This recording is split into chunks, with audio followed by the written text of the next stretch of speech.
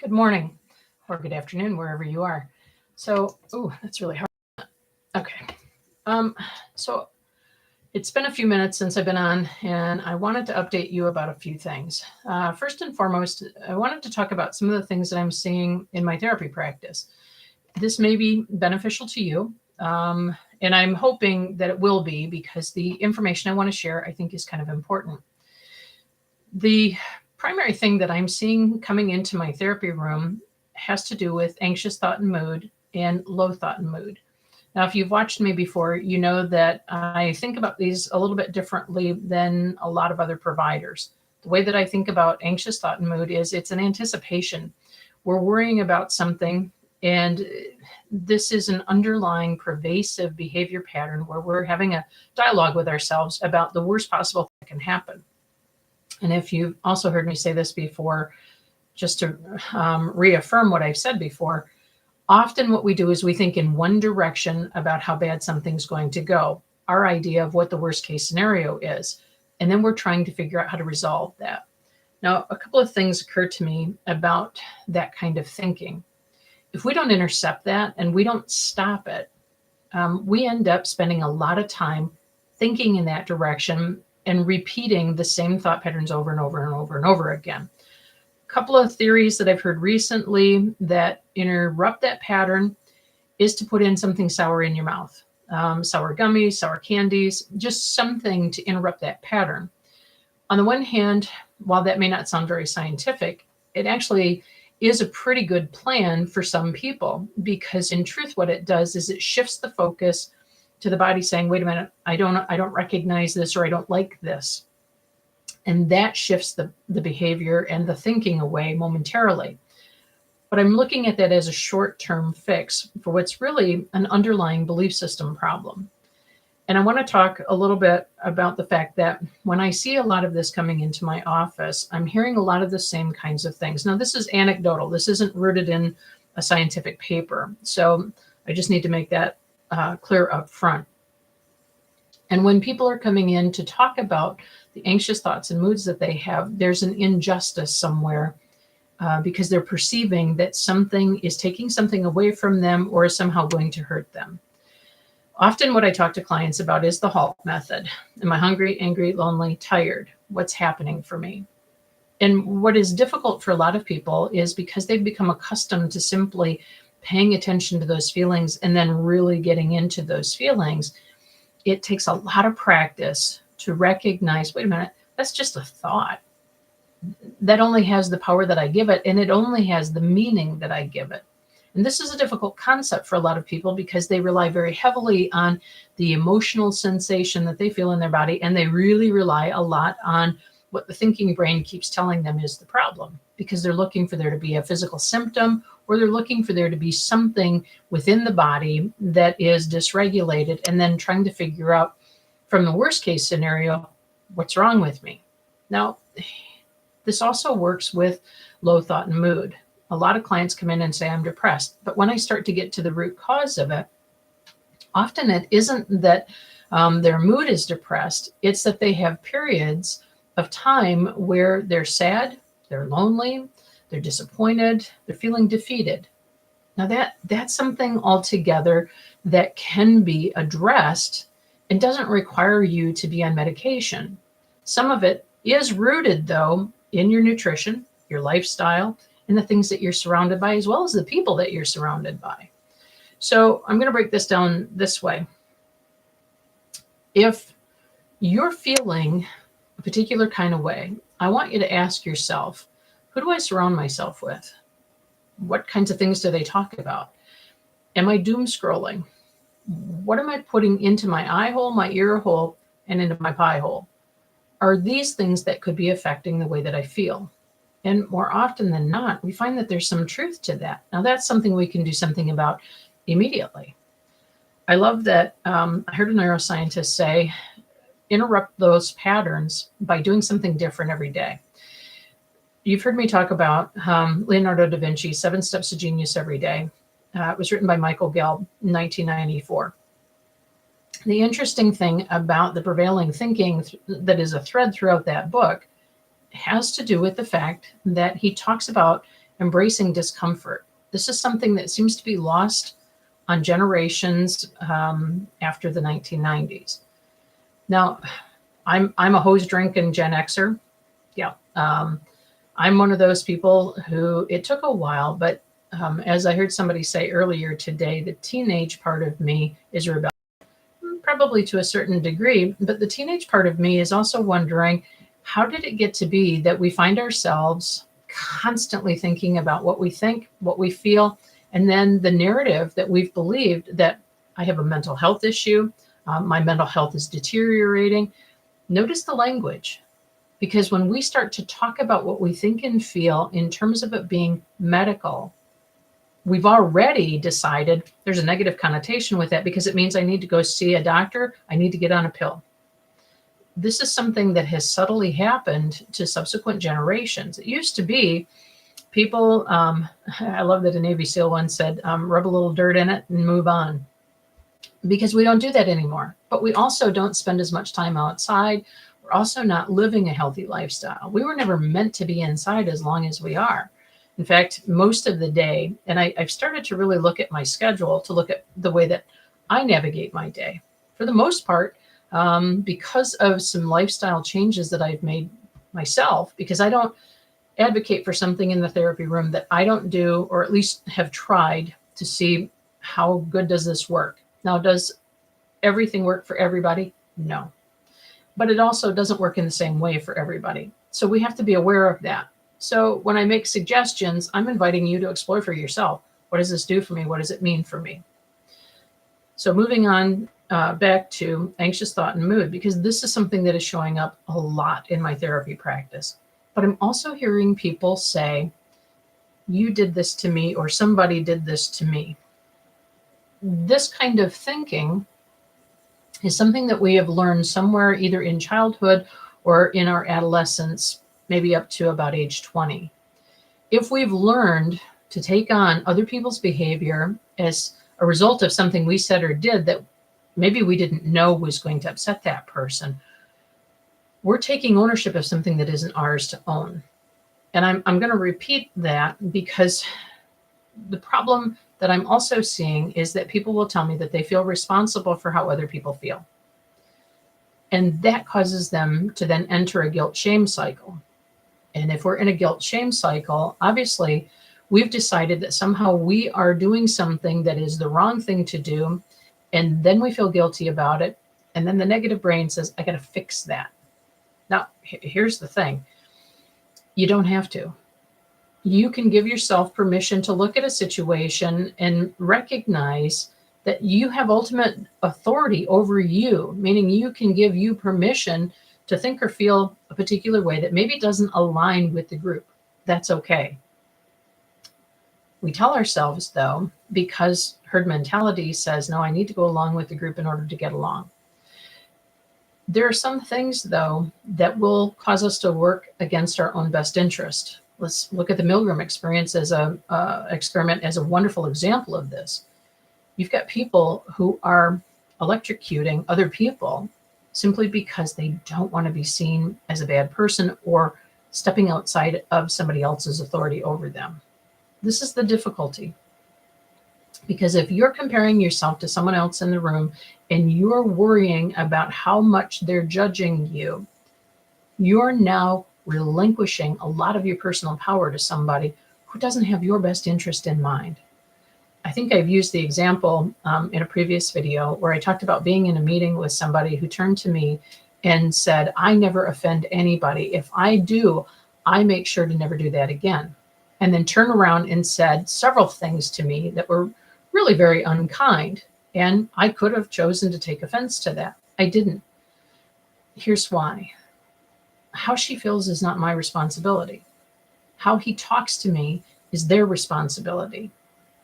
I also get to decide what is what they're saying to me and how are they behaving? What does that mean to me?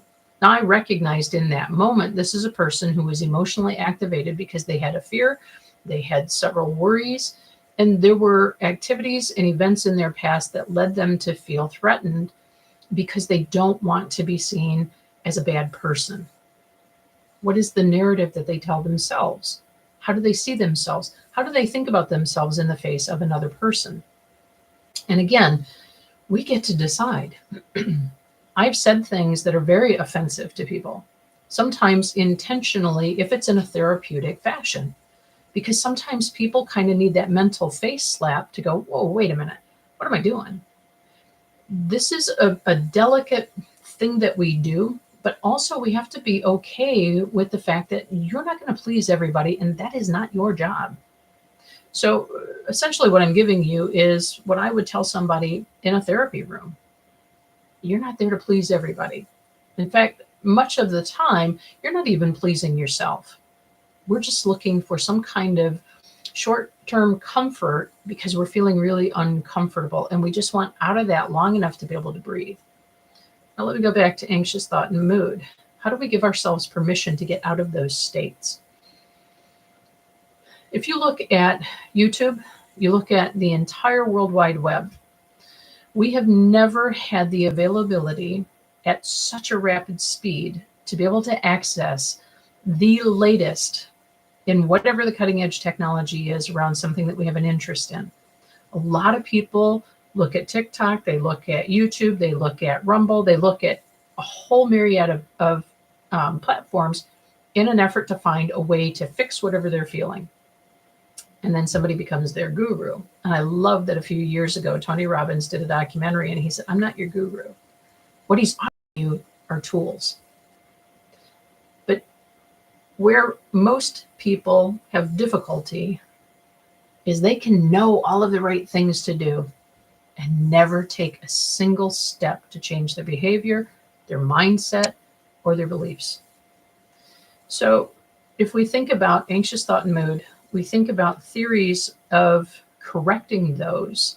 There are also people who will lazily rely on one or two peer-reviewed studies. Now, here's where I get into trouble with other providers because they'll rely very heavily on these peer-reviewed studies.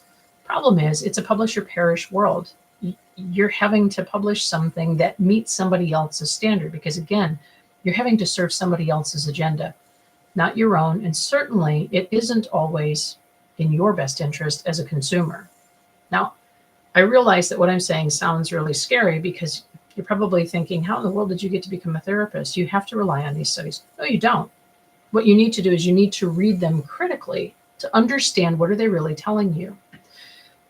Several years ago, I was driving somewhere and I was listening to a geneticist who has been researching schizophrenia.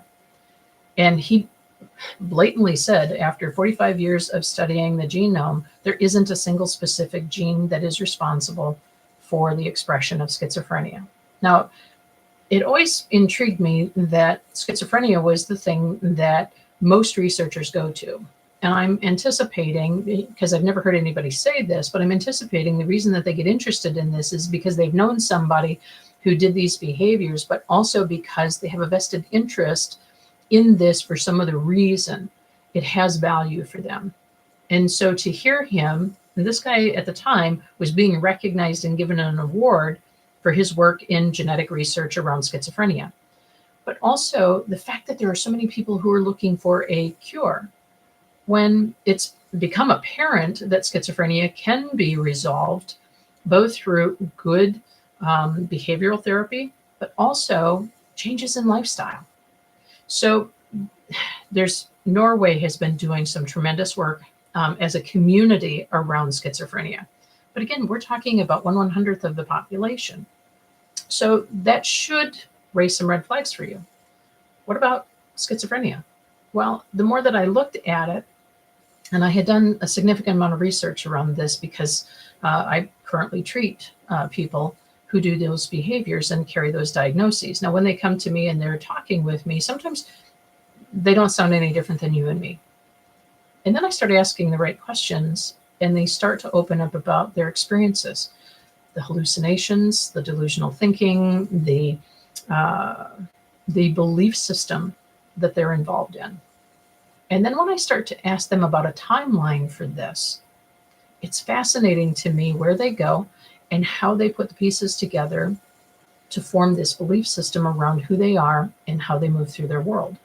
Now, again, I just put on my detective cap and I start looking for what are the patterns and what are the clues. And how does this have to do anything with anxious thought and mood and depressed thought and mood? Well, because it correlates, because there's not a biological cause in the way that we would think there is. There's not a medical chemical imbalance. That's not what's going on here. There are a number of factors that play a role in how a person gets to that level. Often, there are experiences that they have that the brain says, I need to protect around this because my identity is at risk. I am at significant risk. And so what it does is it closes itself off, it boxes itself in. Now I'm going to use, because lately I've heard this word so much, and I'm really frustrated that I hear this word so much because people haven't taken the time to actually look at what they're talking about. They just use this because it's a convenient vehicle for saying that person is doing these behaviors. Narcissism. Now, if you look at the life of a person who does those behaviors, there's correlation to environmental factors, attachment, there's correlation to nutritional factors, there's also correlation to fear. Because what is the story they tell themselves? I'm not good enough. And what does that have to do with schizophrenia? What does that have to do with anxiety and depression? Everything. Because the not good enough message is also behind the depressive state and behind the anxious state. So now it shows up in varying degrees in each of those diagnoses, but it's important to pay attention to. Here's an anecdotal bit of information. I've treated several people, now that I think about it, over the last 8 years who present with a diagnosis by another doctor for borderline behavior. Often borderline, bipolar, borderline narcissism, borderline avoidant attachment disorder go together. Sometimes it gets a little bit confusing because there are underlying behaviors in the axis 2. Axis 2 is personality disorders. And it's kind of a poorly named set of factors. But again, bear with as I walk you through this. Ultimately, what we see happening is, again, lifestyle, experiences, attachment issues, and we see people who struggle with choice because they get stuck in an archaic script that says, I do this when this shows up. I'm afraid of being abandoned. I'm afraid of not being good enough. I'm afraid somehow I'm at fault for whatever you're thinking, feeling, or doing. Somebody once told me, if you're driving to see me and you get involved in a car crash, I feel like I'm responsible for that because you were coming to see me. And I know logically that's not true, but that's how I feel. So when we examine that more closely, how did they learn that? And when I asked that, there's a whole myriad of responses to that stem from a childhood experience, stem from an adolescent experience, stem from language and I guess perception would be the best way to describe it. How they perceived, because what do people say? You made me do that. Why would you make me do that?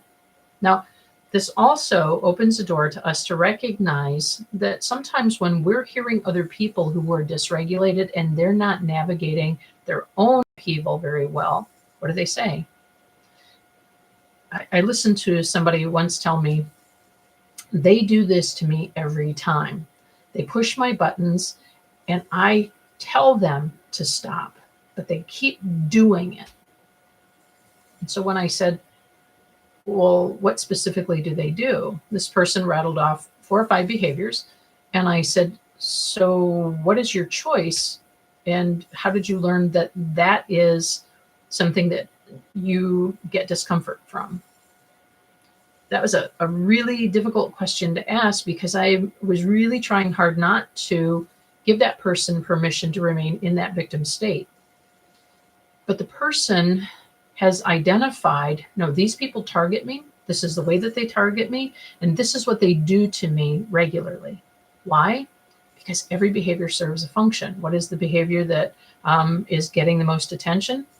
I'm a victim in this narrative, and I need somebody to acknowledge that. So I acknowledged it, And then what I said was, I wonder what would help you to gain control of that. And the person told me, I can't. That's never going to happen. So what is their belief system? Their belief system is that they're always going to be a victim of other people.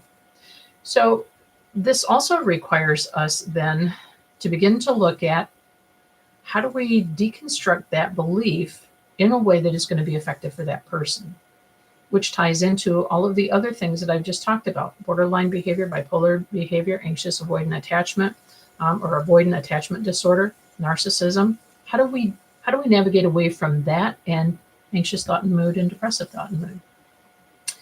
By doing something different, by making a choice to examine, what does this really mean to me? Is it true that other people get the power over me to cause me to feel a particular way? Now, the first few times that we do this, it takes practice, because there's a part of us that says, no, no, no, no, this is mine. And there's a wonderful metaphor. I saw it on a reel, and I really appreciate this metaphor because this illustrates this perfectly. Guy walks up to his coach and says, I've got this hot coal. You need to take it out of my hands, or you need to do something. I need a salve on my hands. And the coach says, drop it. And the person says, no, no, no, no, no, you don't understand. This is mine. This is unique to me. It's specifically mine, and I can't let it go, because if I let it go, then what happens to me? And the coach says, drop it. Notice the fear, because even though we're holding a hot coal, again, we're working against our own best interest. But what does it mean to us to work against our own best interest? Whatever it means to you. I can't tell you what you're supposed to feel. I can't tell you what you're supposed to think about that hot coal. Because as a therapy provider, I'm not holding the hot coal. I don't know what it means to you, which is why I ask. What about you is so specifically set apart that you're the only one that has ever gone through this? And, often I get offended by that question. Well, what do you mean? I just told you all of these things happen to me. Okay. But again, how are you unique in this? And if you're offended, I want you to think about something. What does the coal mean to you? And how did you learn that you're the only one that's ever gone through this? Working with someone who demonstrated borderline behaviors, I asked them, how did you learn that you're the only one? Because they told me that they have specific delusions and hallucinations that are unique to them. Nobody else has ever experienced these. And I said, how did you learn that you're the only one out of several billion people on the planet that's ever had this experience? And they started to speak and then stopped and went, wait, what? I said, out of all of the billions of people on the planet, how do you know you're the only one that's having this experience? That pattern interrupt allowed that person to then go back and go, well, I guess I don't know. And I said, what would it mean to you to know that maybe there are other people who have a similar experience? And that person went, oh, that's huge. Well, because it is. Because suddenly now we don't feel alone, and we don't feel isolated, and we certainly don't feel unheard. But again, when I'm talking to clients, the thing that I'm hopefully getting across to them is the empowerment to be able to take possession of their thoughts and their emotions and their moods and begin to reframe them and reorient them away from giving power away to becoming comfortable in their skin. I love that there are old stories. Being of Celtic heritage, one of the things I really appreciate are some of the old stories, because some of these old wives' tales, they're rooted in trying to teach us something really profound: how to navigate a difficult situation, what it looks like when we find ourselves in that situation, so that we recognize, oh, this is not where I want to be. And then giving us steps and tools to have the confidence to move forward. And I think if I look at the last 75 years, the greatest generation, there were men that came out of the World War II theater and began to talk about their experience for the first time. Some of these people actually went on to write books about their experience. I'm thinking of Franklin Doss. This is a guy who didn't carry a firearm into the field of battle. He became sick. He was a conscientious objector, and he climbed this hill several times to bring wounded down after they had made an assault on this hill. And the intriguing thing to me was how heavily he relied on his faith. And why that's important is because when we have faith in something outside of us, we find courage. But he also recognized that even in spite of himself being wounded, he was able to carry on. Now, did he think to himself, I'm a victim? I don't think so, because when you read his story, that's not how he paints himself. But he also doesn't paint himself as a hero. That's also an important distinction, because there's no grandiosity there. He was very humble, he was very rooted, and he recognized, I was doing what was necessary because I'm performing that is greater than me. Now, am I saying that everybody is going to do that? No, because a lion's share of people today are not really facing adverse situations the same way. Now, a lot of things get labeled trauma that are not trauma. What they are is they are upheavals, and they are events that we internalize as difficult, painful, unexpected, defeating, irritating, anger provoking. And that's okay. Those are all normal things. But 9 times out of 10, it's because we had an expectation of being received a particular way and we weren't. And then nobody was there to say, you're going to be okay, and soothe you. Because we've lost the art of nurturing, and particularly as women. I don't see it very often in the women that come into my therapy room. They're not surrounded by other women who uplift them. They're not surrounded by other women who encourage them or who will simply be present with them, because we've become people who try to fix everybody around us in the hopes that if we can fix them, we can figure something out to fix us, but then we never take the action. So again, these are just my opinions. But again, I just want to reiterate, we can move through these seasons and these upheavals. And if we do this appropriately, surround ourselves with people who uplift us, surround ourselves with people who are doing well. Because if we're around people who aren't doing well, what do we hear? We hear their negative message. And it doesn't take long for the earworm to get into our head and start telling us, you're not doing so well either. Because misery loves company. Again, that's an old wives' tale, but there's truth in it. Because how do we see ourselves? Well, if they're not doing well, at least I'm doing a little bit better than they are. But what are we actively doing to promote wellness for ourselves and for others? And then what are the specific steps that we're willing to take to get there? Are we looking at what are the foods that we're eating? How much sleep am I getting? How much time outside am I getting? How much time am I grounding? Getting bare feet on grass or on soil. That is hugely important. And people ignore that. The other thing is, what are the foods that we're eating? How much garbage am I putting into my body? How much alcohol? How many drugs? What kind of drugs? What am I doing to this body that isn't making this work? And then when we start to do things a little bit differently, making different choices, I'm going to tell you just briefly, when I get up in the morning, after I use the restroom, I drink a 16-ounce glass of water that's got a little bit of Baja salt in it, sea salt. After I get that 16-ounce glass of water down, I do a deep breathing exercise. And what I'm trying to do is super oxygenate my body and my brain. Then I go outside 5 to 10 minutes, stand in the grass. I'm grounding.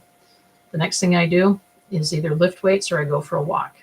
And when I go for a walk, I might go for an hour, hour and a half.